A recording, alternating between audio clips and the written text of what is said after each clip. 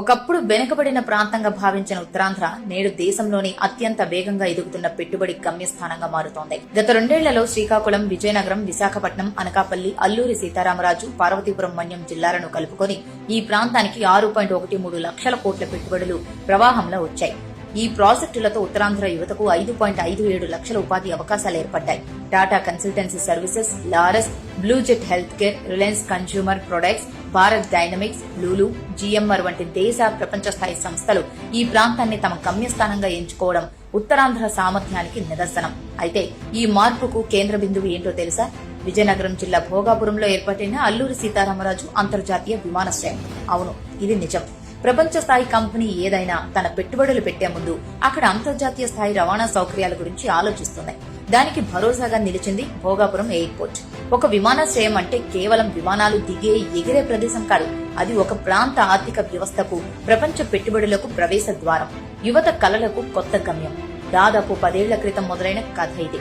2015 ఫిబ్రవరి 19న Bengaluru international air షోలో నాటి ఆంధ్రప్రదేశ్ ముఖ్యమంత్రి నారా చంద్రబాబు నాయుడు గారు భోగాపురం అంతర్జాతీయ విమానాశ్రయ ఏర్పాటు గురించి ప్రకటించారు. వారం తిరగకుండానే ఫిబ్రవరి 25న జీవో నెంబర్ 63 ద్వారా గ్రీన్ ఫీల్డ్ ఎయిర్పోర్ట్ కోసం ప్రత్యేక ఎస్పీవీ ఏర్పాటు చేశారు. అక్కడి నుంచి ఉత్తరాంధ్రలో అంతర్జాతీయ విమానాశ్రయం అనే కల నిజమై శరవేగంతో రూపుదాల్చడం మొదలైంది. మరుసటి ఏడాది 2016 జనవరి 7న కేంద్ర విమానయాన శాఖ నుంచి సైట్ క్లియరెన్స్ వచ్చింది. అదే సంవత్సరం అక్టోబర్ 7న కేంద్రం నుంచి ఇన్ ప్రిన్సిపల్ అప్రూవల్ లభించింది. ఆ మరుసటి ఏడాది అంటే 2017 ఆగస్టు 14న పర్యావరణ అనుమతులు వచ్చాయి. ఇదంతా జరుగుతున్న సమయంలో ఆనాడు ప్రతిపక్షంలో ఉన్న జగన్ ఏమన్నాడో కూడా ఒకసారి గుర్తు చేసుకోవాల్సిన అవసరం ఉంది. మా గ్రామానికి ఎర్ర బస్సు కూడా రాదు, ఎర్ర బస్సు కూడా రాని ఈ గ్రామానికి ఎయిర్పోర్ట్ ఎందుకు సార్ అని అడుగుతా ఉంది నరసాయమ్మ. ప్రాణాలైనా ఇస్తాము కానీ భూములు మాత్రం ఇవ్వము. ఉన్న విశాఖపట్నం ఎయిర్పోర్ట్ లో మధ్యాహ్నం పూట పోతే ఈగలు తోలుకుంటున్నాం.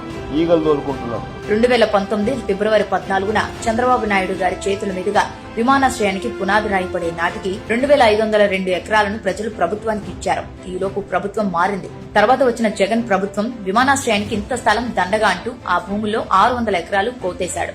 నిర్మాణాన్ని కూడా పట్టించుకోలేదు. 2024లో కూటమి ప్రభుత్వం వచ్చాక విమానాశ్రయం పనులు మళ్లీ జెట్ స్పీడ్ తో జరిగాయి. మొత్తం 2703 ఎకరాల్లో 4727 కోట్ల రూపాయలతో అత్యాధునిక గ్రీన్ ఫీల్డ్ విమానాశ్రయం రూపుదిద్దుకుంది. 500 ఎకరాల్లో ఏవియేషన్ హబ్, 136 ఎకరాలు ఏవియేషన్ ఎడ్జ్ సిటీ ఏర్పాటు చేస్తున్నారు. విమానాశ్రయ పరిధిలో air side development, city side commercial development, residential development, approach రోడ్లు వంటి మౌలిక వసతులను ప్రణాళికాబద్దంగా అభివృద్ధి చేశారు. 3800 మీటర్ల పొడవైన రన్వే ఈ విమానాశ్రయానికి ప్రధాన ఆకర్షణ. వైట్ బాడీ విమానాల కార్యకలాపాలకు అనుకూలంగా దీనిని రూపొందించారు. తొలి దశలో ఏటా సుమారు 60 లక్షల మంది ప్రయాణికులను నిర్వహించే సామర్థ్యం ఉంటుంది. భవిష్యత్తులో దశలవారీ విస్తరణ ద్వారా ఈ సామర్థ్యాన్ని ఏటా 4 కోట్ల మంది ప్రయాణించేలా విస్తరించేందుకు మాస్టర్ ప్లాన్ రూపొందించారు. ఇక్కడ ఏటా 25,000 మెట్రిక్ టన్నుల సామర్థ్యం కలిగిన ప్రత్యేకించి కార్గో టెర్మినల్ అభివృద్ధి చేశారు. ఫార్మా, మెరైన్ ప్రొడక్ట్స్, అధిక విలువైన పెరిషియబుల్ ఉత్పత్తుల రవాణాకు అవసరమైన టెంపరేచర్ కంట్రోల్డ్ కోల్డ్ చైన్ సదుపాయాలు కల్పించారు. దీంతో ఉత్తరాంధ్ర నుంచి దేశీయ, అంతర్జాతీయ మార్కెట్లకు ఎగుమతులు వేగవంతం కానున్నాయి.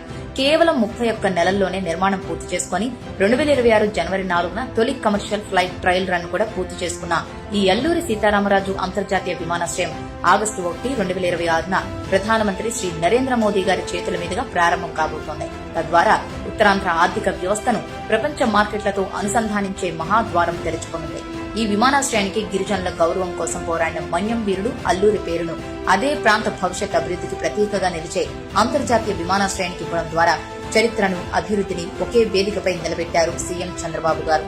ప్రారంభోత్సవ వేడుకల్లో గిరిజన కళాకారుల ప్రదర్శనలు ఈ ప్రాంత వారసత్వానికి ఇచ్చిన గౌరవాన్ని తెలియజేస్తున్నాయి. భోగాపురం విమానాశ్రయ ప్రారంభం ఉత్తరాంధ్ర చరిత్రలోనే కాదు, రాష్ట్ర చరిత్రలోనే ఒక అద్భుతమైన ప్రగతి మలుపు.